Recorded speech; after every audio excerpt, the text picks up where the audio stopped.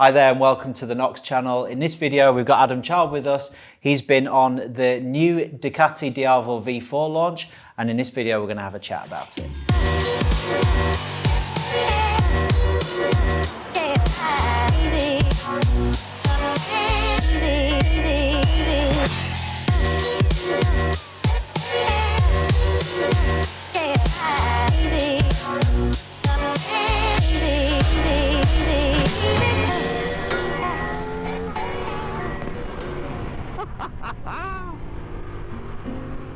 So Chad, the new Diavel V4, I think the big story with this bike is that it's moved to V4 from V-twin. Is that right? Yeah, it's quite an historical moment for Ducati, because if you think about it, everything above about 150 horsepower is now V4. Yes. So, you know, we're old, so to us, Ducati is V-twin. Yeah. But the only thing that is really V-twin is like Monsters, Hypermotard, the smaller Multistrada. Panigale V2.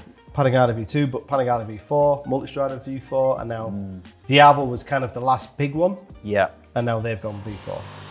And I think it's also fair to say that every time that because they've moved all of those, you know, the Panigales, all that sort of stuff, they've moved from V-twin to V4, and everyone's gone, ooh, I'm not sure about that. Yeah. I think it was the same with the Diavel. I think initially there's quite a few people who went, But what's happened at Ducati is they've put all their technology into the V4.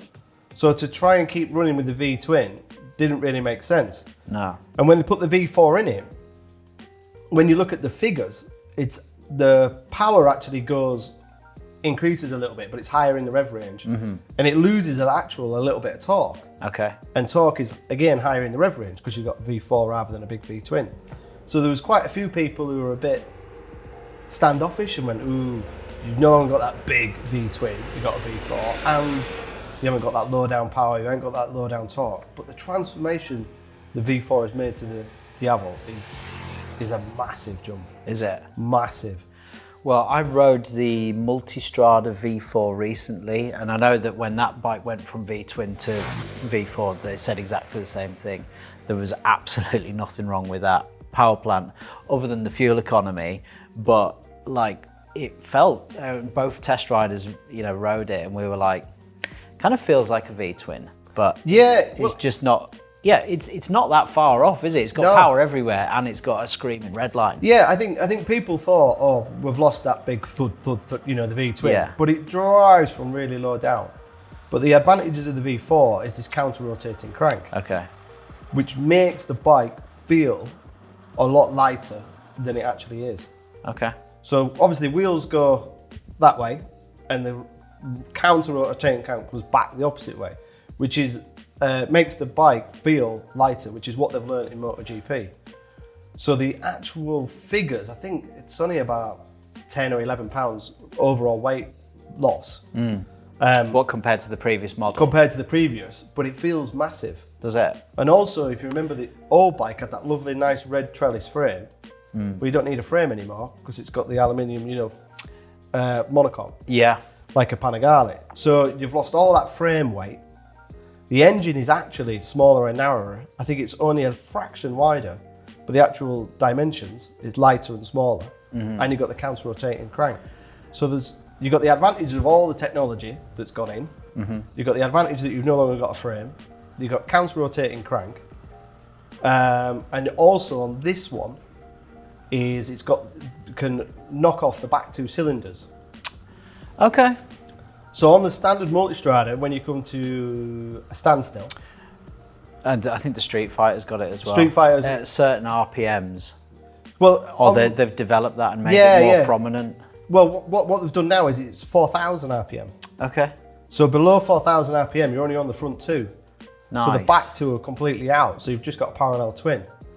If you request a lot of power or a lot of torque below 4,000, then it'll fire in the other two. But if you're just meandering around town at 2,500, 3,000 RPM, you're like, bop, bop. It sounds different. Yeah. Doesn't sound like a parallel twin, doesn't sound like an MT-07. Still sounds good. No, it's almost, well, when I did the Street Fighter thing, that had a similar thing. It's about 30 mile an hour or something. It just cuts off. More like sounds like when if you had like a butterfly in your exhaust or something, Yeah, it just drops that noise, doesn't it? Well, because they're quite loud motors, aren't they? They're quite loud motors. I mean, the main reason Ducati have done this on the V4 is because this V4 with a 4000 cutoff is the new V4 that shares the engine with the new Multistrada Rally, right? Which we're going to test in a couple of weeks. And the theory is that it improves fuel efficiency because you're not running the back two, and also on not so much on the Multistrada, but on the Diavel, is the back two cylinders are just between your thighs. Okay. So because they're cooler, saves. You're not cooking your bits. Sounds great. And you can hear it as well. It's like ooh, oh. There's no like like old VTEC systems would be like you'd have that complete. It's not like you've got to really play with the throttle and listen for it. Okay. And then it's quite nice because you'll be at 3000 and you go bah, and you can bah, you hear it. Because you've requested that torque, it'll fire in the back two cylinders. But there's not the snatch that you would, because you would imagine, just like listening to you talking, okay, you got front half of the engine on, and then you're gonna ask more throttle, and it's monster back half's it's gonna go, wah! No. I mean, old Honda kind of VTEC systems on VFR 800s, when that first came out, they were like, it was like an automatic car. When you're in a big V6 automatic. When you do that. And you floor it and you go, delay, gear, hold, accelerate. it's like I've asked for the throttle, I can see your it was almost like there was like little people going, he wants to go faster, change gear now. Then, like some Star Wars kind of system. Yeah. This is you can hear the exhaust pitch different, but there's no there's no surge. And at tick over, you've got to listen for it, But again, we were in Dubai and it was 27, 28 degrees. And there wasn't a moment where I was like sat on it. Like on early Panigales, you're kind of like, oh, Jesus Christ, because it's so hot when you're in pit lane. If you've done a fast session and you come in, you're like, it's unbearable. And obviously with a cruiser, most people are probably going to wear a jacket and jeans. And they want it to really reduce that heat and the fuel efficiency. Because as you said, before, the V4 is quite a thirsty bike when we've done it with a Multistrada. And you were in a good place to test that heat. Yeah. I assume, yeah. Yeah, Dubai was warm, but we got to ride at night and then we got to ride in the day. Okay. So they have managed to reduce the heat, fuel efficiency is improved, and this is the only one that changes at 4,000 RPM and the new Rally, which we'll test in a few weeks' time. But obviously we talked about the engine. I think, probably jumped ahead of ourselves a little bit because actually there's a bit with the Diavel, isn't it? Because it's like, we can talk about adventure bikes or we can talk about middleweight nakeds, or we're talking about sports, super bikes and all that sort of stuff. And they're all, they're categories or clusters of different bikes. The Diavel is sort of, it's become iconic really in its own right, hasn't it? Because it kind of sits in this space that it's its own. There's not that much to compare it with, is there? I mean, when I've done group tests in the past with Diavel, we always did it against the Yamaha, the V4 VMAX. Right. And that was kind of an iconic kind of big, powerful cruiser. You can't really test it against traditional American from Harley and Indian. No, it just blow the socks off it. It's just in a different league. And now they've even upped that even further. So to me, I think the code name, if I remember rightly, was called Mega Monster when it was originally designed, when the concept, the code or the nickname for it in Ducati was Mega Monster. Right. And you can see that now because it is almost a big bruising naked bike. Yeah. And to call it a cruiser is almost insulting because it'll corner and do things that a cruiser can't even get close to. Well, when we sat on the bike at EICMA, I did think, because it just looks like a muscle bike to me, that's sort of what I view it as. But I sat on it and stuff, and I thought, it's not a cruiser. You're not got your legs like that. No. But it's not quite naked either. It's kind of, but it's not a million miles off naked. Is that fair? No, to me, it's more of a sports naked now than a cruiser. Yeah. And that description of Mega Monster is a brilliant, might be a marketing cliche, but it does feel like a big Ducati monster. It's got loads and loads of power, but it still handles up to a point. So you've still got a massive 240 section rear tyre like a cruiser. You just look at that 240 section tyre and you think, how the hell's that gonna turn? Yeah. Don't you? You know. Well, that's the real surprise of this launch was not the engine. Right. Which was what I was expecting, but it was the handling. Okay. Because when you look at it, it looks quite big and quite physical. Yeah, yeah. And you think, well, that's going to be heavy. It's going to be a barge to turn. It's got a massive 240 section rear tyre. It's almost, Ducati have almost listed all the things to make a bike go in a straight line.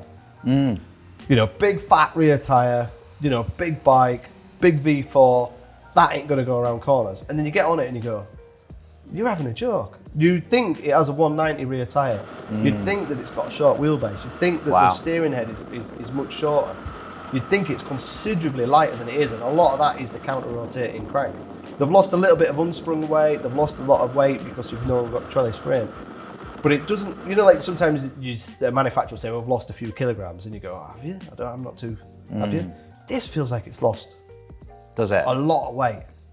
And even at pace, you're like, you know, you're going through, on the launch we had a closed road so we can go as fast as we want. And you're doing 80 mile an hour cornering to 80 mile an hour cornering from peg down to peg down to peg down. And you weren't like blowing, you know, you were going, ah! You were like, this is flowing, this is easy, this is manageable. But when they said you've got counter-rotating crank, less unsprung weight, you've got less overall weight, but you've still got this big fat tyre, I was like, it's not going to make much difference. It'll still be a bit long and then you should get off and you go, wow. That's, and when the pegs do start touching, which will touch, not like a cruiser that you just have to show it a picture of a corner and it starts scraping. You know, you've got to get ride it fairly aggressive. When you're on that moment and it's touching, you're not going, ooh, you're like, it feels like if you could increase the ground clearance and put the, you know, pegs higher, it just keep leaning and leaning. Really? It's really, really planted. And then you've got all the electronics on top of that.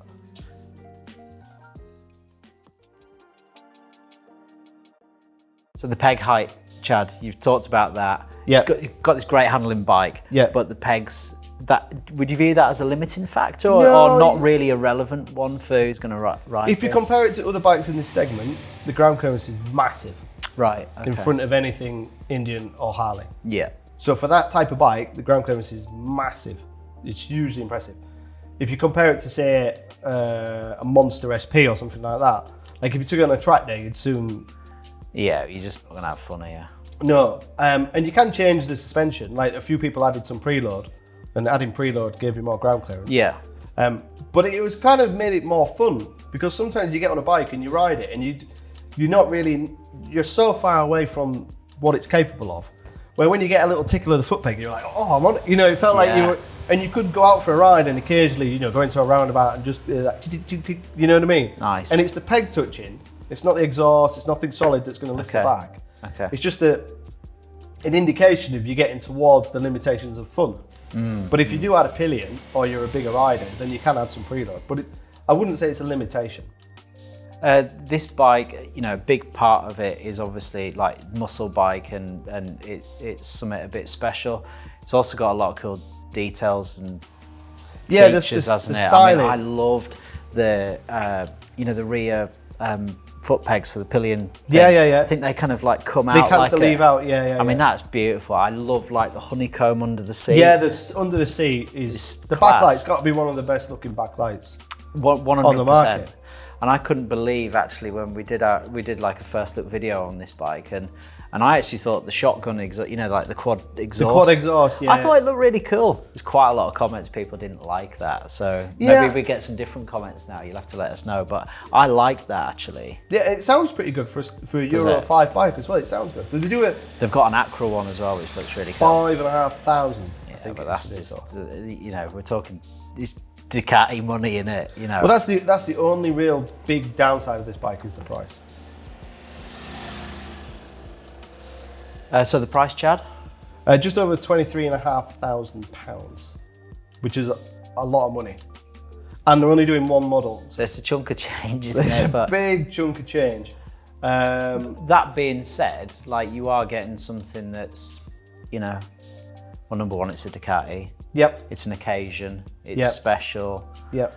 You'd pay you would pay that for top spec Multistrada.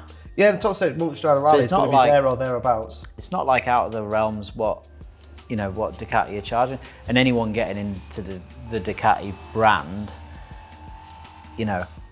it's not Suzuki, is it? Or it's not it's not a cheap bike. It's a Ferrari of bikes, isn't it? And if you look at big cruisers from Harley and Indian, once you start ticking all the boxes and specking those, you can soon get north of 20,000 easily.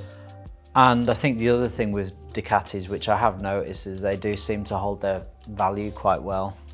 Yeah, I would assume this will hold its value because the numbers are going to be pretty small, I would imagine. Has it got that 60,000 valve clearance check thing? It exactly the same as Multistrada. Okay. Which, that's another... That is big service intervals. Yeah. They said it was... They say it's a little more frugal because of knocking off the back cylinders. Tyres, 230 section rear tyre. 240, sorry. Yeah. They're not going to be cheap and they're not going to last very long.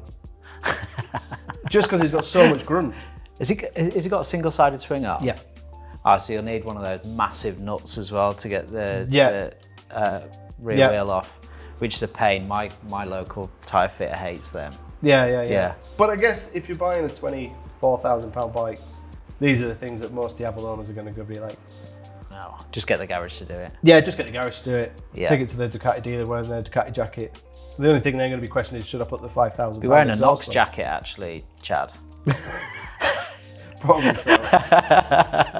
They'll be questioning whether to pay the £5,000 for the exhaust. Oh, I mean that is insanity, isn't it? I mean, I saw one of them at the show in the Ducati stand, and as much as you look at it and it's beautiful and it looks like an octopus and all this different. It does, doesn't it? Yeah. It looks like an octopus that's fallen out of a flat. Yeah, that's right. It's like, but it's a bit of metal. Yeah. £5,000. I mean, that's insane. They are putting a lot of accessories on this bike, so there's different seats you can put for it, luggage you can put for it. I mean, it's interesting on the old one, like I toured Scotland with a wife on the back, and we had the luggage footed. I did a track day at Brands Hatch on one. Wow. I've done Santa Pod on one.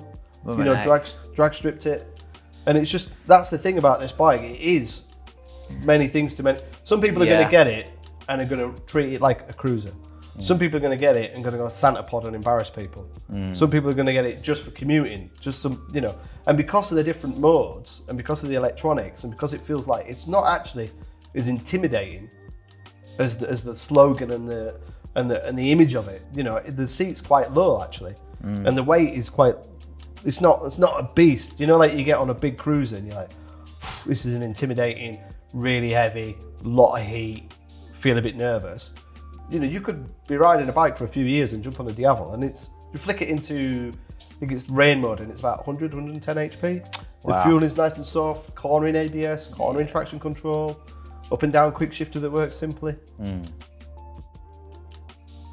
So, just as we finish up then, Chad, just sum up highlights and also areas of consideration that maybe aren't so good. Highlights for me, thought it would be the engine, isn't. It's the chassis and the handling. Handling, it feels far lighter and sportier. This is the sportiest Diavel ever, to the point it's almost, as they use the expression in Mega Monster, it's almost a big naked. So think of it as a big muscle naked bike that's still got the versatility of touring. Downside, price, and I guess you could say running costs and just keeping it on top of it. Because it looks absolutely beautiful, and I would hate to be stuck in the rain or, you imagine coming out for a ride and you're in the Lake District and a tractor pulls out, all the mud on the tyres. You'd be like, no! You'd be in your garage with a toothbrush for about 4 hours, wouldn't you? Yeah, you would. Because there's so many, especially that rear light section. Yeah, it's almost like taking a work of art and leaving it out in the rain. You'd be absolutely. And I think a few people are going to be so worried about that kind of aspect of it. I don't know how many actually you're going to see ridden in bad conditions. But if you do get stuck out in the rain, you're going to be absolutely gutted. Okay, well, very good. And you're clearly impressed, Chad. This is a good bike as far as you're concerned. It's a great bike. When you go, you've done a couple of launches and you go, all right, it's a Diavel, it's got a V4, it'll be a bit revier, feel a bit quicker, and it might feel a bit lighter. And then after the first ride, you went, Jesus! Chassis, massive jump in chassis, massive jump in how light it feels. The engine kind of is almost the third story. It's more about, and then the looks of it is the second story. And then you get onto the engine and go, oh yeah, the engine feels strong and it knocks off the back cylinders and the electronics are really nice. But the big thing is the chassis. You just go, wow, you look at it and you go, that bike won't do what I want it to do because it's got massive tyre and it's long and it's blah, blah, blah, and it doesn't. It feels like a big muscle bike, a lightweight big muscle bike. Very cool. Well, look, really hope you've enjoyed this video. Hope that's been helpful and give you some insights. I'm sure if you want to test ride one of these, they'll be available at your local Ducati dealership, won't they? Yeah, they're already in the UK. Bikes are starting to come through, so. All right. Interesting. Just avoid like mud and dirt, because otherwise the dealership will kill you. Well, that's the time to do it, isn't it? Yeah, when it's someone else's. Yeah, thank you very much. Yeah, exactly, yeah. Here's your keyless fob back, now it needs 6 hours of cleaning. Yeah, very good. Well, hope you've enjoyed this video. Please like, comment, subscribe. Check out all the gear that we use to protect ourselves on test, and we'll see you in the next one.